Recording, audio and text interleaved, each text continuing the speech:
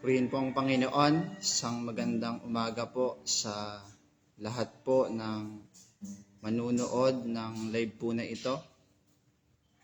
Purihin ang Panginoon. Ngayong umaga, ipatuloy tayong nagpapasalamat sa Panginoon sapagkat lagi tayong pinagkakalooban ng Diyos na makapag-aral ng kanyang mga salita.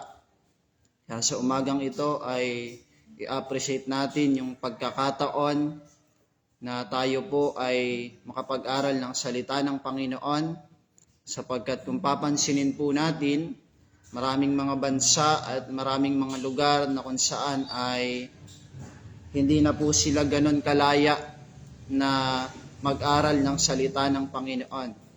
Kaya sa atin, kapag may mga ganitong pagkakataon, ganitong mga tagpo, ay lubos po nating ipagpasalamat sa Panginoon sapagkat tayo po ay nakapag-aaral ng kanyang mga salita at hindi lang basta nakapag-aaral kundi nagiging kalakasan din po natin ito, hindi lang sa pangangatawan na ito kundi higit sa ating pong espiritual na pakikipag-ugnayan sa Panginoon. Kaya bago po tayo mag-aaral ng salita ng Panginoon, tayo pong lahat ay manalangin. Kung nasaan man po kayo, ay sabayan po ninyo ako sa panalangin. Tayo pong lahat ay umuko. Panginoon, salamat po sa inyo. Kami po ay lubos na nagpapasalamat sa umagang ito sapagkat malaya kami na nakakadulog sa inyo. Malaya kami na napag-aaralan ang inyo pong mga salita, Panginoon, na kung saan ay tumutulong sa amin para mas lumalim yung amin pong pagkakilala sa inyo. Maraming salamat po, Panginoon, sa umaga pong ito. Samahan po ninyo kami sa amin pong maikling pag-aaral ng inyo pong mga salita. At hayaan ninyo na sa bawat manunood ng live na ito, Panginoon, ang patuloy na kaunawaan patungkol sa inyong salita ay mailagay po ninyo sa amin, Panginoon. Nang sa ganon, ay malaman po namin kung ano po yung mga dapat naming gawin habang kami po ay sumusunod po sa inyo. Salamat po, Banal na Espiritu. Kayo pong patuloy na sumama at kumilos sa amin pong lahat. Sa inyo pong lahat ng papuri sa pangalan ng aming Panginoong Hesus. Amen and amen. Muli po isang magandang umaga sa inyo pong lahat. Ngayong umaga ay sumagana po sa inyo ang pagpapala ng Panginoon, ang pabor ng Panginoon ay sumagana po sa bawat isa sa atin. At purihin ng Panginoon at nais ko pong magbahagi sa inyo ng salita ng Panginoon sa aklat po ng Mateo, chapter 4, verse 18 hanggang sa mga sumusunod na talata. At kung kayo po may mga Biblia diyan, ay buksan po natin nang sa ganon ay mas maintindihan po natin yung sinasabi ng salita ng Panginoon. Nais ko pong basahin, ganito pong sabi sa aklat ng Mateo, chapter 4, verse 18. Minsan, naglalakad si Jesus sa tabi ng lawa ng Galilea. Nakita niyang naghahagis ng lambat sa lawa ang dalawang mangingisda, si Simon na tinatawag ding Pedro at ang kapatid niyang si Andres. Sinabi ni Jesus sa kanila, "Sumunod kayo sa akin at gagawin ko kayong mga mangingisda ng mga tao." Pakinggan po nating mabuti. Noon din, iniwan nila ang kanilang mga lambat at sumunod kay Jesus. Verse 21, nagpatuloy siya ng paglalakad at nakita rin niya ang magkapatid na si Santiago at Juan na anak ni Zebedeo. Sila'y nasa bangka kasama ng kanilang ama at nag-aayos ng lambat. Tinawag din sila ni Jesus. Agad nilang iniwan ang bangka at kanilang ama at sumunod kay Jesus. Purihin ang pagkabasa ng salita ng Panginoon. At alam po natin na ang bawat isa ay mga lingkod ng Panginoon. At alam natin na isa sa mga katangian ng lingkod ng Diyos ay marunong sumunod. Kaya sabi dito sa pag-aaralan natin, marunong tayong sumunod. At ang nakakalungkot sa ating mga Pilipino, kahit na tayo'y mga lingkod ng Panginoon, minsan at hindi lang minsan, maraming pagkakataon sa ating mga buhay ay naroon pa rin sa atin yung pagsuway. May mga dahilan tayo sa ating mga buhay kung bakit hindi tayo nakakasunod sa ating mga tagapanguna, higit sa sinasabi ng salita ng Panginoon. Kaya ang sabi dito, reason why we don't obey God. Ano ba yung mga nagiging dahilan natin kung bakit hindi tayo nakakasunod doon sa sinasabi ng ating mga pastor, ng mga mas nakatatanda sa atin, at higit sa sinasabi ng Panginoon sa atin bilang mga lingkod ng Diyos? Isa sa mga nakikita kong dahilan sa panahon po natin, yung salitang takot. Hindi yung takot na takot tayo sa Diyos kaya tayo susunod sa Panginoon. Hindi. Ito yung takot na takot tayo sa ating sarili na kapag sumunod tayo sa sinasabi ng ating mga tagapanguna, sa sinasabi ng Panginoon sa atin, ay natatakot tayo na baka hindi na natin magawa yung dati nating ginagawa kapag tayo'y sumunod sa sinasabi ng Panginoon sa atin. At ang nakakalungkot, marami sa atin ay mga lingkod na ng Diyos. Hindi tayo takot sa Diyos, kundi takot tayo sa ating sarili. At mas nakikinig tayo sa sinasabi nung nasa labas, yung nasa mundo, na huwag kayong papasok sa simbahan na yan. Bawal yung mga mahikling short dyan, bawal yung makakapal na makeup dyan. Natatakot tayo na baka yung mga ganung bagay ay hindi na natin magawa kapag tayo sumunod sa Panginoon. Kaya ang sabi dito, ang takot ay isang hindi nakakatuwang ugali. Ito yung bagay na pinaniniwalaan natin sa isang bagay na delikado. Na minsan nasusulsulan tayo. Higit sa akin, nung ako'y nag-aral ng Bible School, marami akong nakuwang mga pananalita sa aking magulang na hindi maganda. Na papasok ka diyan, ano yung magiging buhay mo, ano yung mangyayari sa'yo, walang sahod yung pagpapastor, walang sahod kapag ka sumusunod sa Panginoon, ay ayun yung nararamdaman natin. Ang takot daw po ay isa siyang bagay na delikado na magdudulot sa atin ng sakit. Minsan, ayun yung mas pinaniniwalaan natin, na kapag tayo ay susunod sa Panginoon o sa sinasabi ng ating mga tagapanguna, ay magkakaroon tayo ng takot. Bakit? Kasi hindi na natin magagawa yung dati nating ginagawa nung tayo'y wala pa sa paglilingkod. At alam natin na kapag tayo'y sumusunod sa Panginoon, maraming bagay.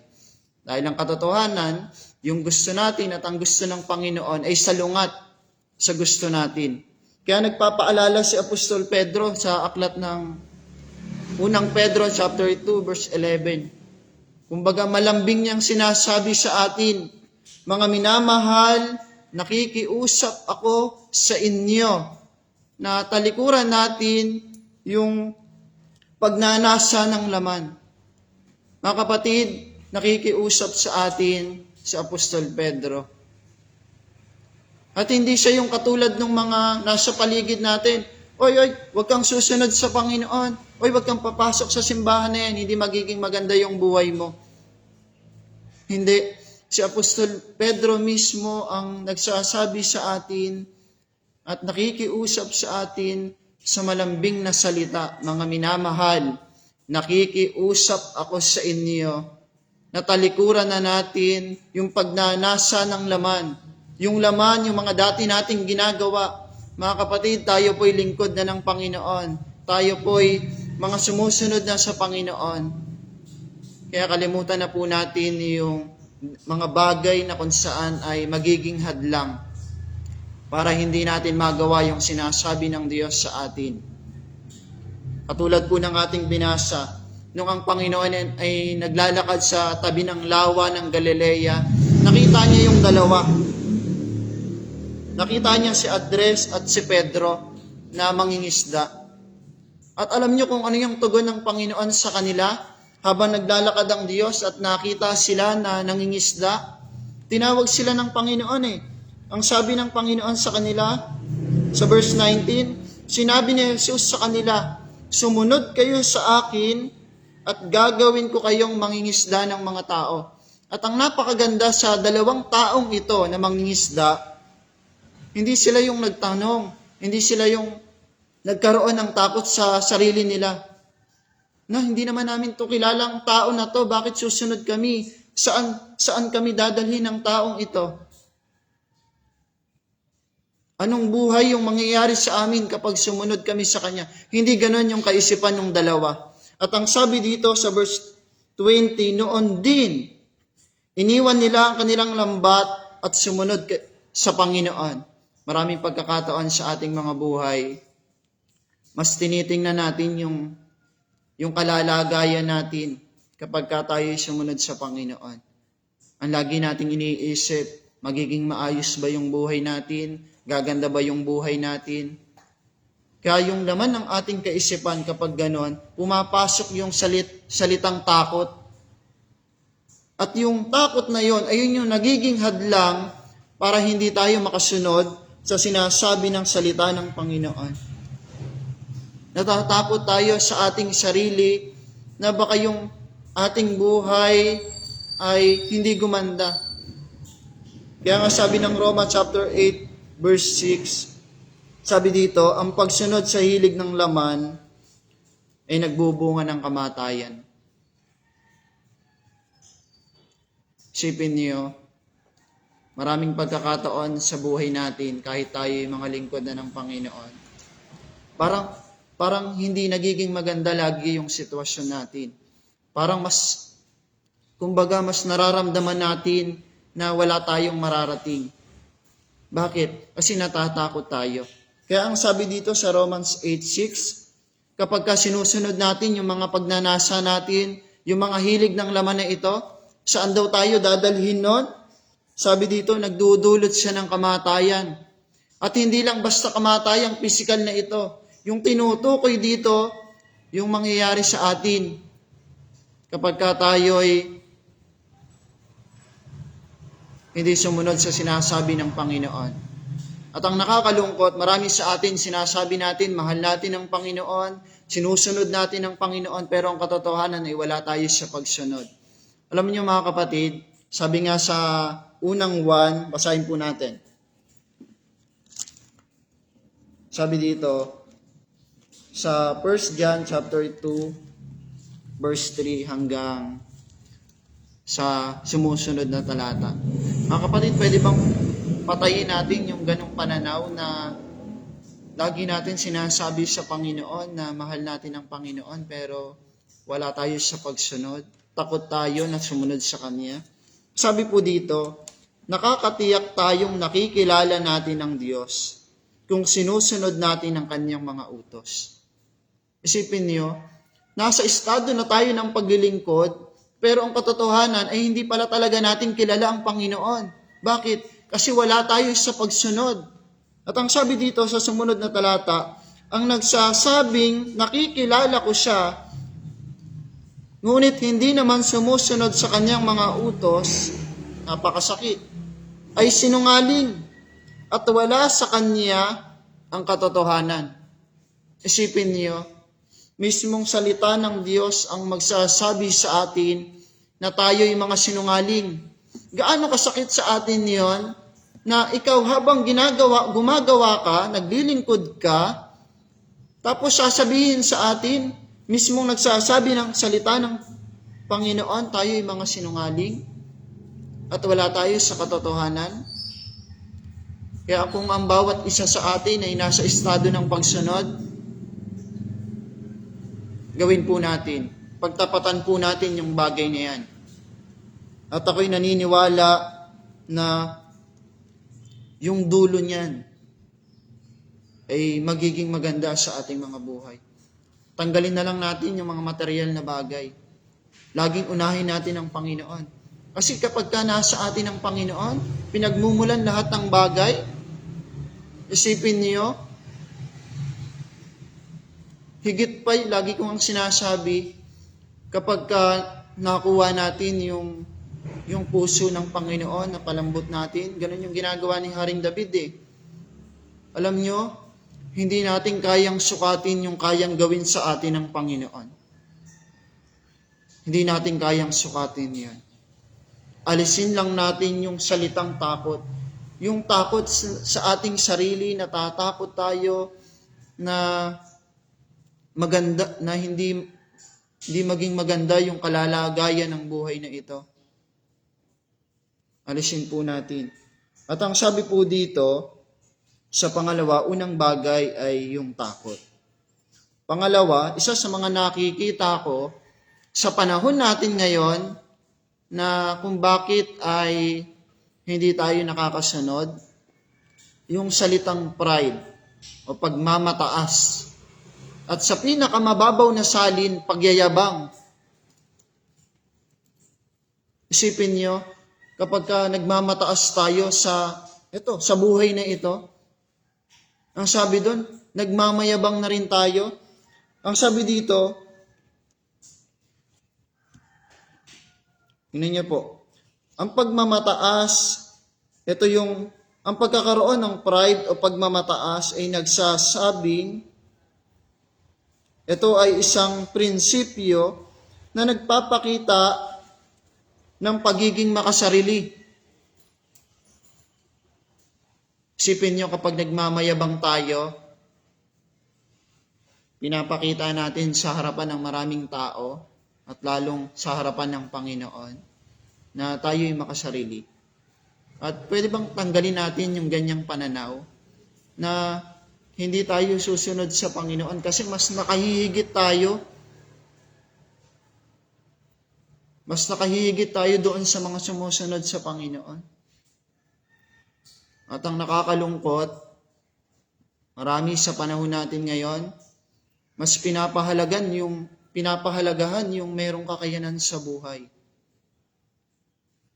Mas pinapahalagahan yung merong magagawa na hindi nila alam ay nakapapasok sila sa salitang pagmamataas. Kaya ang sabi ng Santiago chapter 4 verse 10 hanggang 12, inuutusan tayo ni James na hanggat maaari ay magpakababa tayo sa harapan ng Diyos.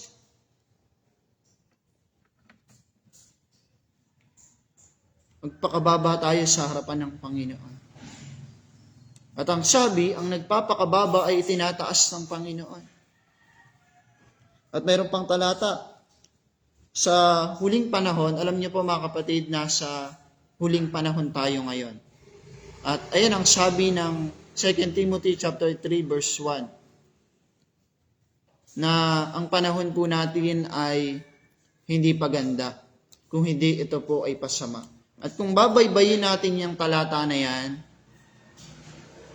babaybayin po natin yan, ang sabi dyan, sa huling panahon, ang mga tao ay magiging makasarili. Maibigin sa salapi, at lahat ng kalayawan ay gagawin nila. Kaya kung wala tayo sa estado ng pagsunod, nasa estado tayo ng pagmamalaki, kahit sabihin natin na naglilingkod tayo, kilala natin ang Diyos, kapatid, darating yung panahon na mas iisipin natin yung sarili natin. Mas iisipin natin yung kalalagayan ng buhay na ito. At isasantabi natin yung pagsunod sa Panginoon. Babaliwalain natin yung pagsunod sa Panginoon.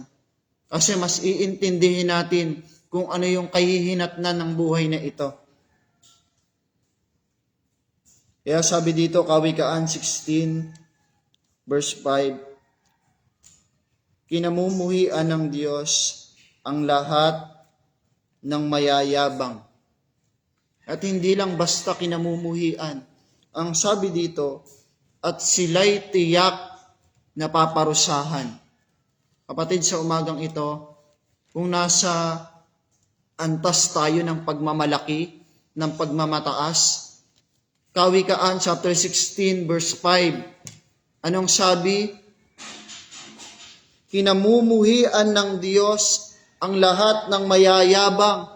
at ang napakasakit, hindi lang basta kinamumuhian, sila'y tiyak na paparusahan.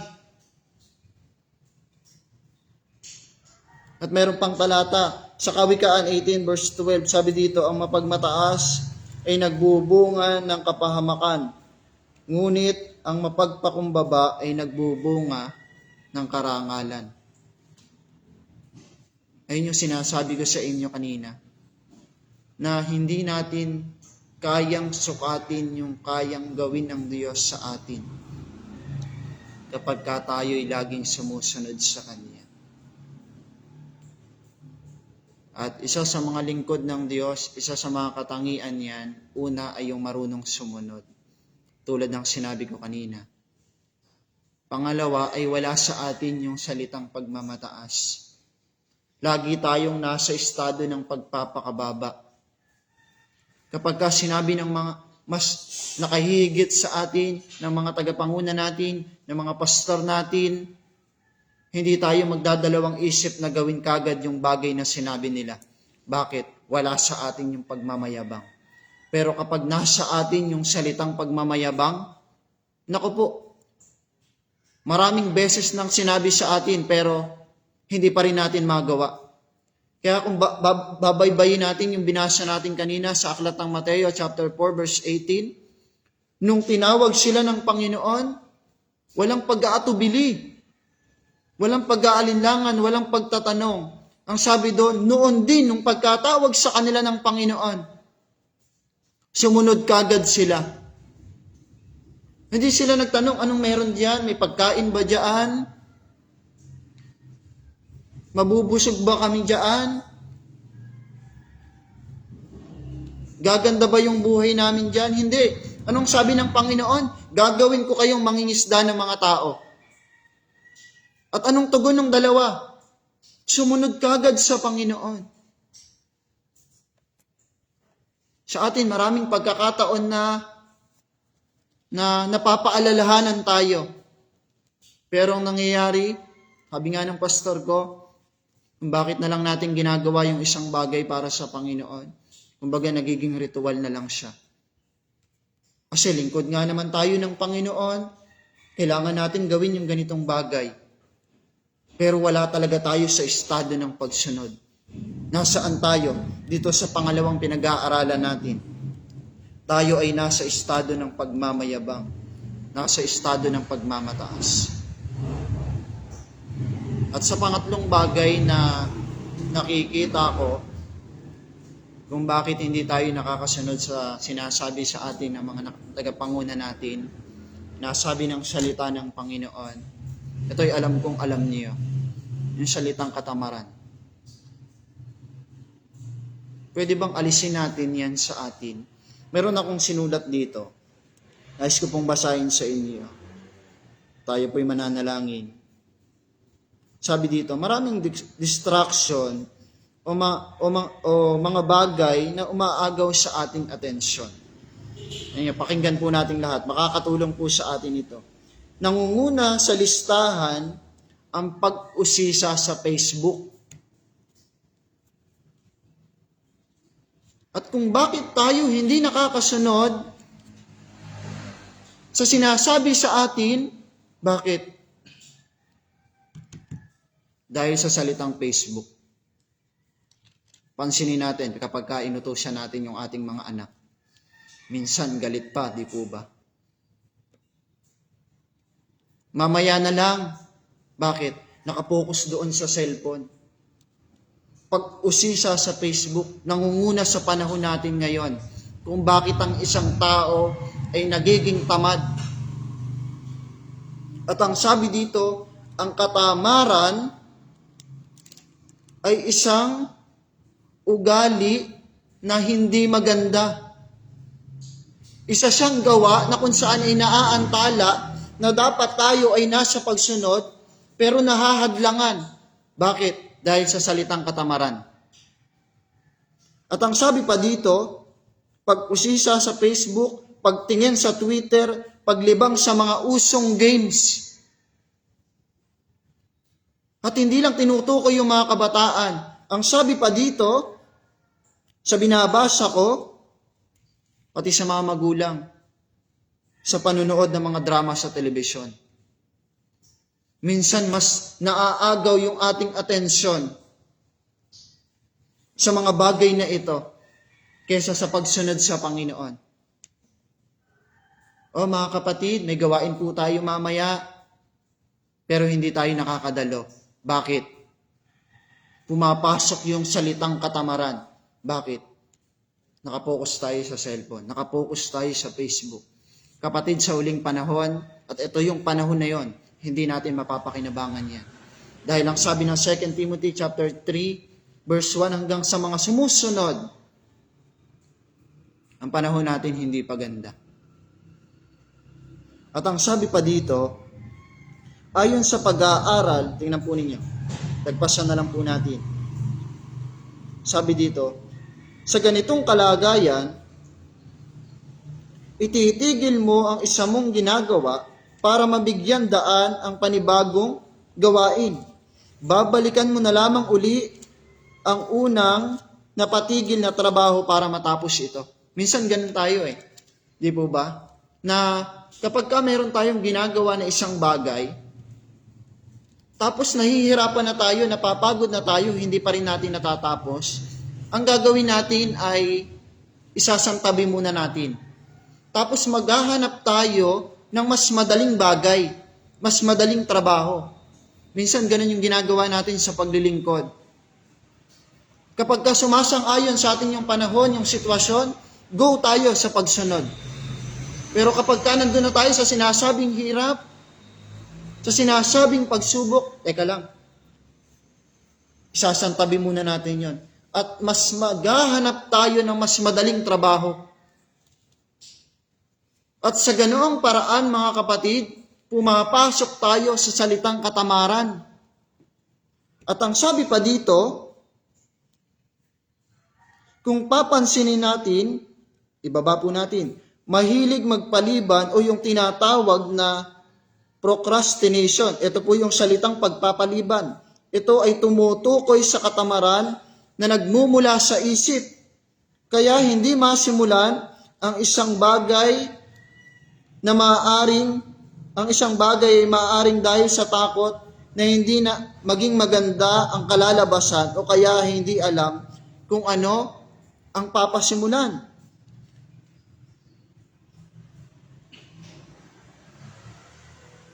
At ang sabi dito, nakagawi ang lifestyle. Napakarami ang tao na tinatamad dahil sa pinag-uugatan ng katamaran. Kumbaga, nagiging lifestyle na daw po natin yung katamaran. Nagiging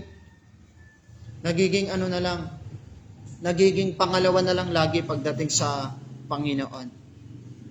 Kaya pagdating na gagawin na natin yung para sa Panginoon, hindi natin magawa-gawa ng maayos. Bakit? Kasi mas naubos yung panahon natin doon sa pag-usisa sa mga bagay na kung saan ay hindi naman makakatulong talaga sa atin. Kaya ang sabi ng Kawikaan, chapter 10, verse 4, anong sabi doon?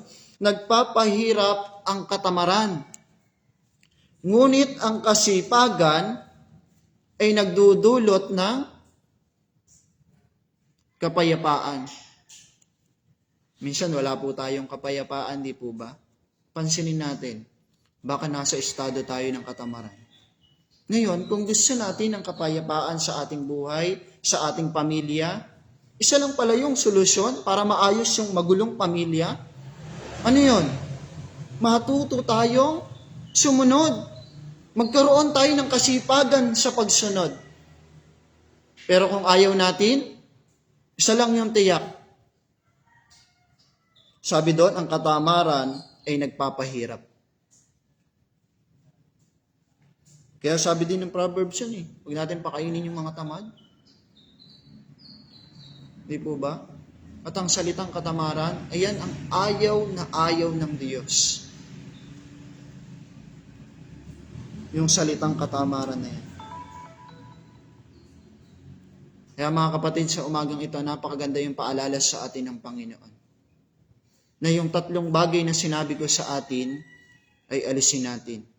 Yung tatlong bagay na yon na kung saan ay nagiging dahilan kung bakit minsan at hindi lang minsan, kadalasan sa ating mga buhay ay naiisantabi natin yung naisasantabi natin yung sinasabi ng Panginoon. Yung salitang takot, yung salitang pagmamataas, yung salitang katamaran. Alisin po natin yan. Kapatid, yung hirap na dinadaanan natin ngayon habang tayo sumusunod sa Panginoon, normal lang yan. Dahil wala naman nagtagumpay nang hindi dumaan sa hirap eh.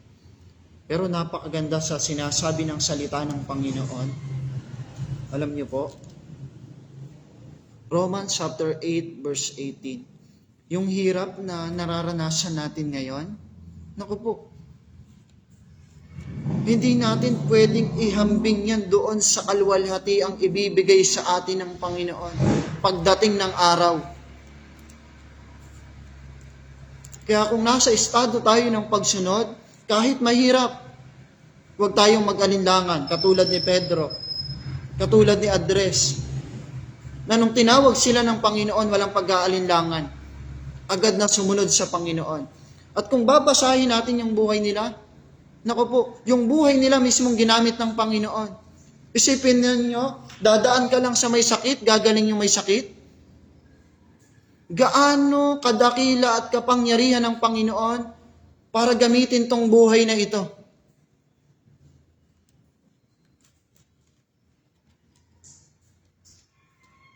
Kaya lagi tayong sumunod sa Panginoon. Alisin natin yung mga pagdadahilan, alisin natin yung mga bagay na kung saan ay nagiging hadlang. Sa buong Pilipinas, nangunguna yung pag-usisa sa Facebook kung bakit nagiging tamad yung tao. Mas nalalamangan ng pagse-cellphone. Papansinin na lang natin sa mga anak natin eh.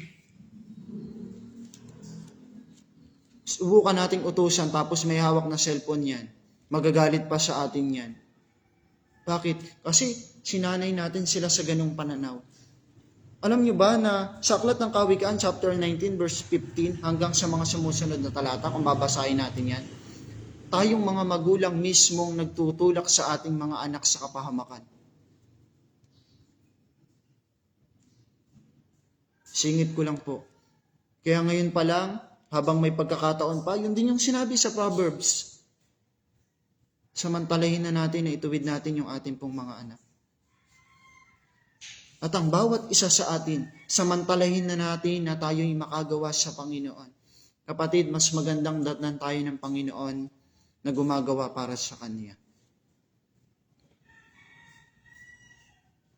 Hindi para sa ating sarili. Na iisipin natin, gaganda kaya yung buhay ko? Hindi na eh. Normal lang gaganda yung buhay natin kapag tayo'y nasa Panginoon eh. Pangako na ng Panginoon yan eh. Kaya purihin ang Panginoon. Tayo po ay magpatuloy sa paglilingkod sa Panginoon.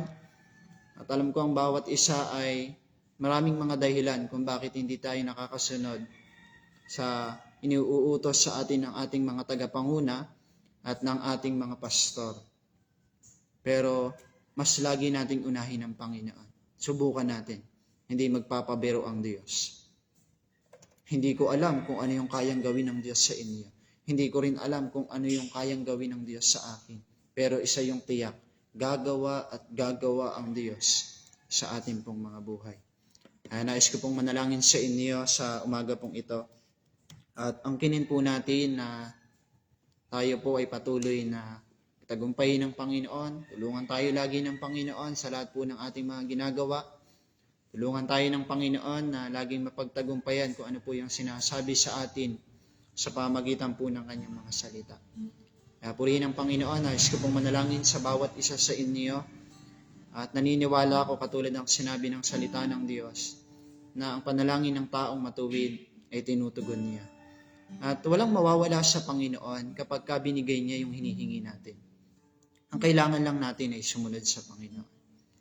Purihin ng Panginoon, bilang paggalang po kahit nasaan po tayo, yumuko po tayo, At ipikit po natin yung ating mga mata at i-appreciate natin yung bawat salita ng Diyos, yung bawat paglapit natin sa Panginoon.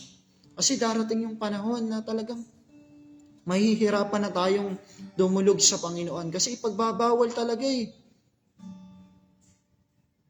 Kaya habang malaya pa tayo, lagi nating i-appreciate. Huwag natin gawing ritual. Sa umaga may pag-aaral, kailangan natin gumising. Hindi ganon. Kung bakit tayo gigising, dahil talagang susunod tayo. Ang sinasabi ng Panginoon sa atin. Purihin ng Panginoon, nais ko pong manalangin sa inyo. Panginoon, maraming salamat po sa inyo. Napakabuti po ninyong Diyos sa amin pong mga buhay. Salamat po sa mga panalangin namin na tinutugon ninyo at tutugunin pa ninyo. Salamat sa mga tulong ninyo, sa mga saklolo, Panginoon. Salamat sa kagalingan ng aming mga karamdaman. Salamat sa kalakasan, pag-iingat. Salamat sa lahat-lahat ng kabutihan na ginagawa po ninyo sa amin, Panginoon. Maraming salamat po. Ina-appreciate po namin lagi yung kami po'y nakakapag-aral ng inyo pong mga salita, Panginoon. Salamat po sa inyo. Purihin kayo sa umagang ito. Pinagpapala ko po ang buhay ng aking mga kapatid sa lahat ng manunood ng live na ito. Panginoon, sumaga ng pagpapala niyo sa kanilang mga buhay, O Diyos. Ano man po yung kanilang mga nararamdaman, nasa karamdaman man sila, may mga pangangailangan man sila, Panginoon, ang sabi ninyo, kapag kami sumusunod, Kawikaan, chapter 16, verse 5, Kawikaan 10, verse 4, Panginoon, magdudulot ng kapayapaan ito sa amin, O Diyos. Pagpalain po ninyong bawat isa, pinagpapala ko po ang kabuuan ng organization ng Doro Faith, mula sa aming General Superintendent, Pastor Joseph Glenn Masaredo. Bless po ninyong kanyang buhay. At sa lahat po ng kanyang mga nasasakupan, simula District 1, hanggang 9, mga pastor, supervisor, mga manggagawa na nagtitiis at nagtsatsaga makasunod lamang sa inyo. Panginoon, kayo na po yung aming gantimpala, O Diyos. Purihin po kayo sa umaga pong ito. Palain po ninyong bawat isa. Salamat po, nagagalak ang aming mga puso na kami po'y nakapag-aral ng inyo pong mga salita. Maraming salamat po sa inyo, Panginoon. Sa inyo po ang lahat ng papuri, parangal, at pagsamba sa pangalan ng aming Panginoong Jesus. Amen and amen. Purihin po ang Panginoon at God bless po sa bawat isa.